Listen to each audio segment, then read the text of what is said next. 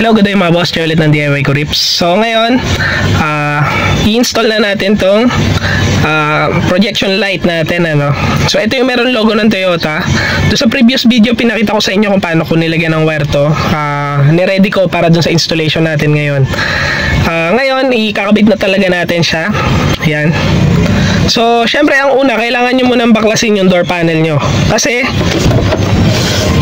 dito natin sa ilalim kakabit yan eh. Yan, dyan sa ilalim. Pero doon sa mga hindi pa nakakalam kung paano baklasin to, no, gumawa na ako dati ng video kung paano tanggalin tong door panel na to. So hindi ko na ipapakita kung paano ko siya tanggalin. Pero hindi dito sa side na to yung babaklasin natin. Babaklasin natin yung doon sa may passenger side para mas makakilos ako na maayos. Kasi dito may steering wheel. Medyo maskip ang galawan. Yan. So isang pinto lang muna yung kakabitan natin nito. Yan. Isang pinto lang muna. Para lang mabilis yung video natin. So, baklasin ko na muna yung door panel doon sa may passenger side para mapabilis yung video natin. Tapos, balikan ko kayo after. Di bale, ito na, no? Nabaklas na natin yung pinaka door panel. Yan. Di bale, ito, dito natin to i-install. Yan. Dito. Di bale, dito tayo magbubutas ng bilog. So, kailangan nyo ng step up drill. Yan. Nakakasukat lang nito. Yan. Dapat kasukat lang nito ang bilog na to. So ito bubutasan ko. Tapos dito ko siya ilalagay. Tapos iguglo ko na lang.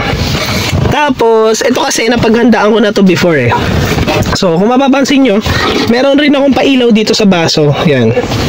Dati in-install natin yan. Pero 2 wires lang yan. Pero kung makikita nyo ang sakit nito 4. Kasi hinanda ko yan para dito. Yan. So ito, papapagka to na ilagay ko na to dito, yung wire niyan papagapangin ko na lang din papunta dito. Tapos dito na siya. Yan. Tapos yung sa supply nito nakaabang na rin. Pero mamaya tuturo ko sa inyo, no, kung saan nyo pwedeng i-connecta yan. Gagawin ko muna, bubutasan ko muna to. Tapos kakabit ko na to dito. Yan. Tapos iguglo ko na. Tapos papakita ko sa inyo kung anong itsura nito, no. Syempre hindi naman to yung basta lang mai-wiring. Papagandahin ko pa rin yan. Babalutan ko to ng wire cover bago ko pagapangin dito. So balikan ko kayo mamaya, no. Di bale ito, no, nabutas ko na siya. Di bali inaabot siya ng 16mm na butas. Although tingin ko baka 15 pa lang kasya na yung pinaka projector light natin dito. Wala lang kasi akong 15mm eh. Kasi ang sukat nung pambutas ko after ng 14mm, 16mm na agad. Yan.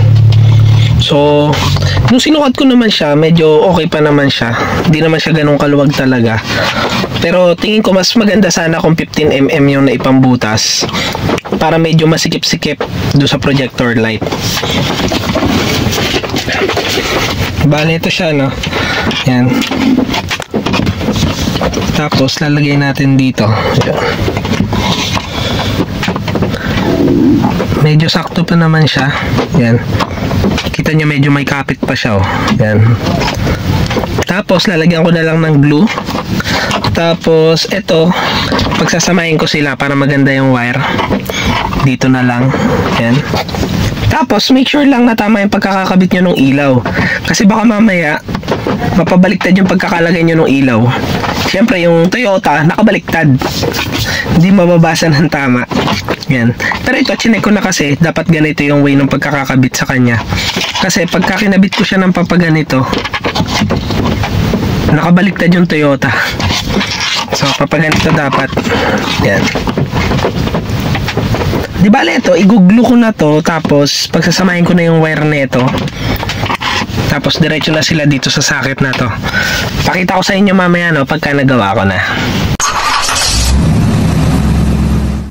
Di bale ito na, no, nakabit na natin. Nakaglue na to. Yan, matibay na. Tapos ito yung wire natin, nakabalot to ng snake skin. Pagdating dito, pinagsama na natin sila para isang snake skin na lang. Yan. Tapos 4-pin socket. Yan. Ganun na yan. Dito yan, nakalagay yan dyan. So malinis siya tignan. Ito, iniisipan ko kung lalagyan ko pa to ng hot glue or gamitan ko pa to ng glue gun para sure na hindi siya matatanggal, para hindi na ako magbabaklas kabit ng pinto. Baka kasi matanggal to. Pagka naka-glue gun to, mas matibay pa. Aside dun sa glue na kinabit natin. Yung ilalim niya, ganito itsura. Yan. Ayan siya, no? So, flat lang. So, walang sasabitan. So, ngayon, tuturo ko sa inyo yung patungkol naman doon sa pagwa-wiring. Di bale, basta tatandaan nyo, ito, dalawang wire lang yan. Isang positive, isang negative.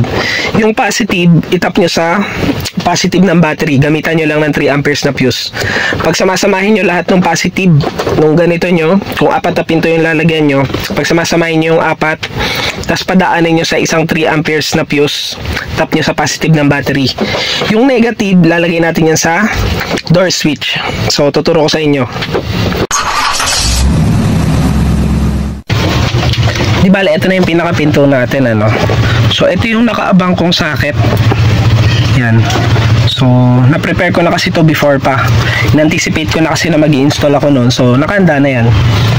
Tapos, ang gagawin nyo lang dyan, papagapangin nyo lang yan. Tatanggalin nyo tong plastic. Papagapangin nyo papunta dito. Kailangan dumaan siya doon sa pinaka-tube dito.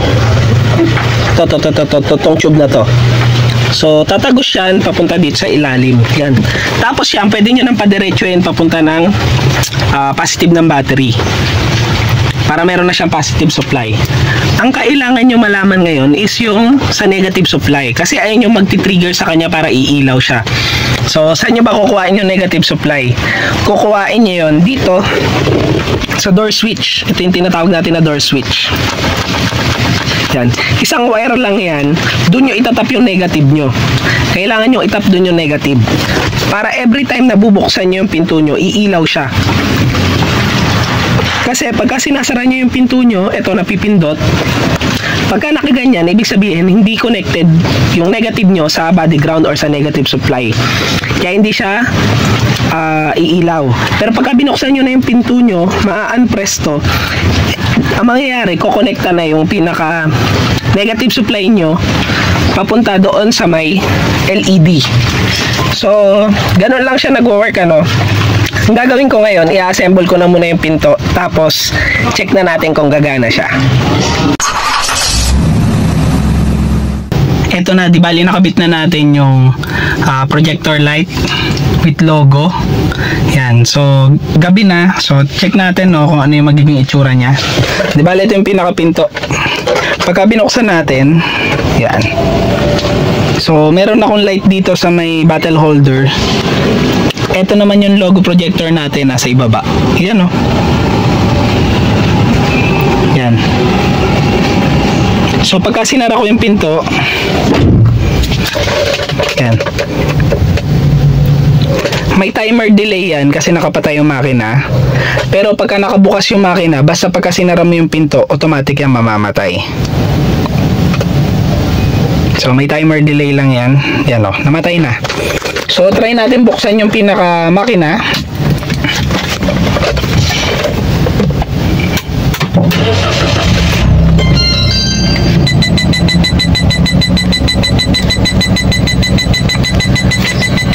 Yan. Di bali bukas na yung makina, no? Buksan natin yung pinto. Umilaw yung sa bottle holder. Umilaw yung projection light natin. Pagka sinara ko, ayan, no, namamatay agad siya, no, kasi nakabukas yung makina. Pero pagka nakapatay yung makina, may timer delay yun. Hindi siya basta-basta mamamatay. Yan. So, parang matutulungan pa rin kayo nung ilaw na yun pagka lumabas kayo nung sasakyan. Pero once na nilock nyo yung pinto, mamamatay na rin kaagad yun. So, buksan ulit natin. Bilaw yung bottle holder. Bilaw yung projection light natin. Pagka sinara, yun. Patayin natin yung makina. Yan. Tignan nyo yung pinatay ko yung makina. Nag-auto light siya. Kahit na nakasara pa yung pinto. Yan. Kasi pang assist yung mga ilaw na yan eh. Yan. So sarado natin. Di bali may delay yan ano, para hindi ganun kadilim dun sa loob ng sasakyan pagka pinatay niyo yung makina. Yun. Ganun siya no. So tapusin na natin tong video na to. Ingat kayong lahat. Ride safe. God bless.